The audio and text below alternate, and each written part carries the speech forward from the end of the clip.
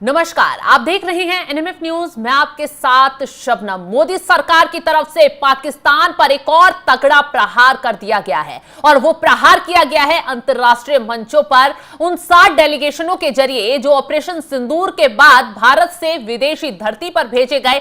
60 delegation में 59 नेता शामिल रहे, जिसमें शशि थरूर से लेकर गुलाम नबी आजाद से लेकर सुप्रिया, इसमें तमाम नेता शामिल थे जिन्होंने भारत का जो ऑपरेशन सिंदूर था और पाकिस्तान पर कैसे प्रहार कर उसके आतंकवाद की कमर तोड़ी गई, इन नेताओं ने विदेश में जाकर पाकिस्तान की पोल खोली। अब जैसे ही ये 60 डेलीगेशन भारत वापस लौटे, तुरंत प्रधानमंत्री मोदी ने सभी नेताओं से मुलाकात की। इस दौरान सबसे खास तस्वीर जो निकलकर सामने आई वो थी प्रधानमंत्री मोदी और शशि थरूर की गर्मजोशी से मुलाकात की। प्रधानमंत्री मोदी हाथ मिलाकर शशि थरूर से मुलाकात करते हुए नजर आए और इस दौरान शशि थरूर के जरिए प्रधानमंत्री मोदी को एक रिपोर्ट दी गई। ये तस्वीरें वही हैं, आप साफ तौर पर देख सकते हैं कि एक कागज है जो शशि थरूर की तरफ से प्रधानमंत्री मोदी को सौंप दिए गए हैं। अब इसमें क्या पूरी डिटेल दी गई है, क्या कुछ बताया गया है, पूरा बारीकी से लिखा गया है। अब आगे भारत की तरफ से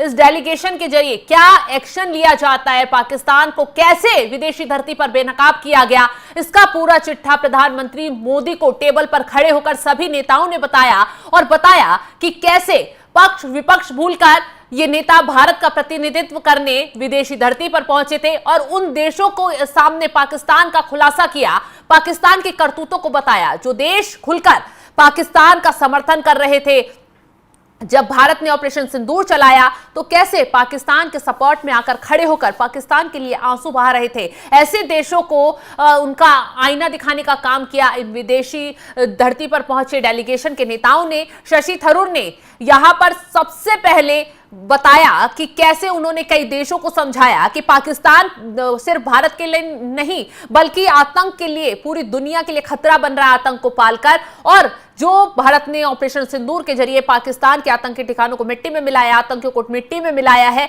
उसकी तस्वीर, उसके सबूत सारे वहां पर दिखाए गए। जिसके बाद वो देश पलटते हुए अपने बयान से पाकिस्तान को ही खरी खोटी सुनाते नजर आए और भारत के साथ खड़े हुए नजर आए। बता दें कि डेलीगेशन के सदस्यों ने पीएम मोदी से अपनी यात्रा का अनुभव शेयर किया है। 60 डेलीगेशन में शामिल 59 सदस्य 33 देशों की यात्रा पर गए थे, जिसमें 51 नेता थे और 8 राजदूत शामिल थे। डेलीगेशन का नेतृत्व 7 सांसदों ने किया था, जिसमें भाजपा से रविशंकर प्रसाद और बैजयंत पांडा, जेडीयू के संजय कुमार झा, डीएमके के कनिमोझी, एनसीपी की सुप्रिया सुले, कांग्रेस सांसद शशि थरूर और शिवसेना शिंदे गुट के श्रीकांत एकनाथ शिंदे शामिल थे। थरूर ने पीएम मोदी से मुलाकात के बाद कहा है कि प्रधानमंत्री ने हम सभी के साथ 1 घंटे से ज्यादा समय बिताया। वे लॉन्ग में अलग अलग टेबलों पर गए, सभी डेलीगेशन ग्रुप से बातचीत की। ये बिल्कुल भी औपचारिक बैठक नहीं थी। इसमें से कई लोगों ने उन्हें विदेश दौरे पर अपनी रिपोर्ट भी दी, जिसमें शशि थरूर का नाम सबसे आगे शामिल रहा। शशि थरूर ने बाकायदा पूरा डिटेल जो है प्रधानमंत्री मोदी को कागजों के जरिए सौंप दिया है कि उन्होंने कैसे भारत की तरफ से जाकर भूमिका निभाई और पाकिस्तान को बेनकाब करने का बड़े लेवल पर काम किया। हालांकि उस पर भी कोई चर्चा भी आगे नहीं हुई है।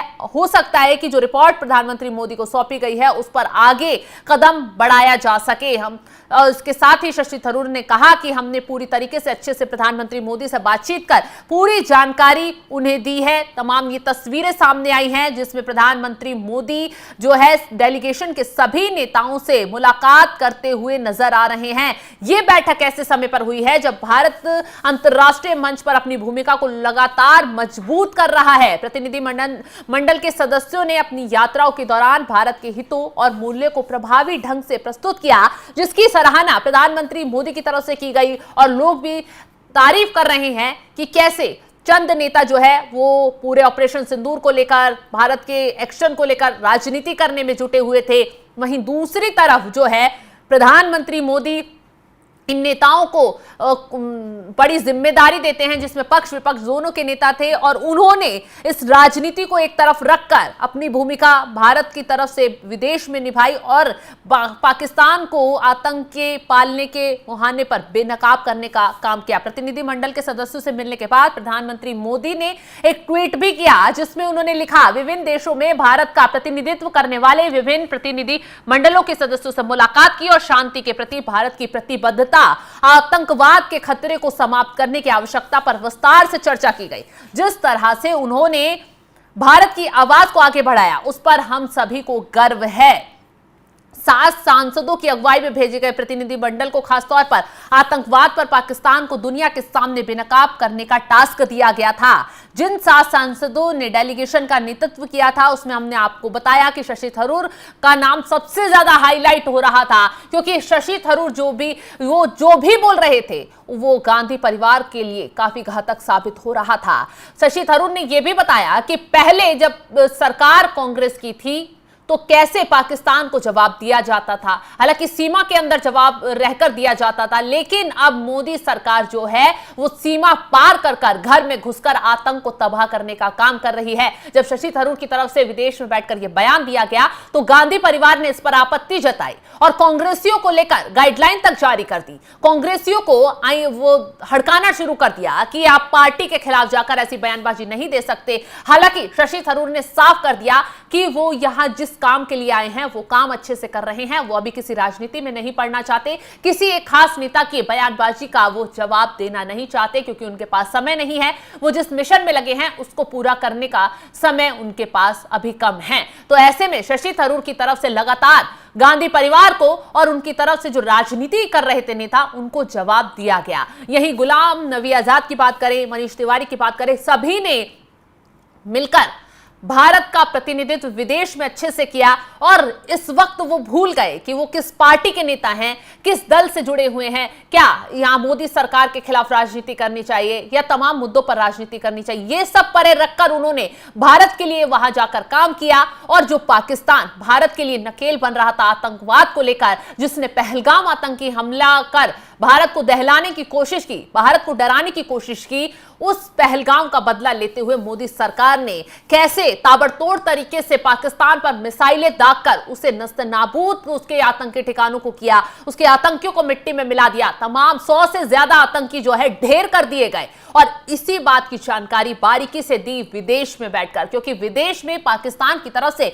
एजेंडा चलाया जा रहा था। भारत की नकल करते हुए अपने कई नेता विदेश भेज दिए थे रोने के लिए कि हम पर तो हमला कर दिया, हमें तो तबाह किया जा रहा है, हमें तो मारा जा रहा है। हालांकि भारत ने जिन देशों को गुमराह किया, पाकिस्तान ने उन्हीं देशों के सामने पाकिस्तान को बेनकाब किया और पाकिस्तान का काला चिट्ठा आतंकवाद के मसले पर खोलकर रख दिया, जिससे पाकिस्तान अब चारों तरफ से घिरता हुआ नजर आ रहा है। जो मिशन मोदी सरकार ने इन नेताओं को लेकर भेजा था, वो मिशन लगभग कंप्लीट होता नजर आ रहा है। अब अगला एक्शन जो रिपोर्ट भेज दी गई है नेताओं की तरफ से, उस पर मोदी सरकार की तरफ से क्या लिया जाता है, ये देखने वाली बात होगी। फिलहाल इस खबर को लेकर आप क्या राय रखते हैं, कमेंट कर अपनी राय जरूर बताएं और तमाम खबरों की अपडेट के लिए आप हमारे साथ जुड़े रहें। नमस्कार।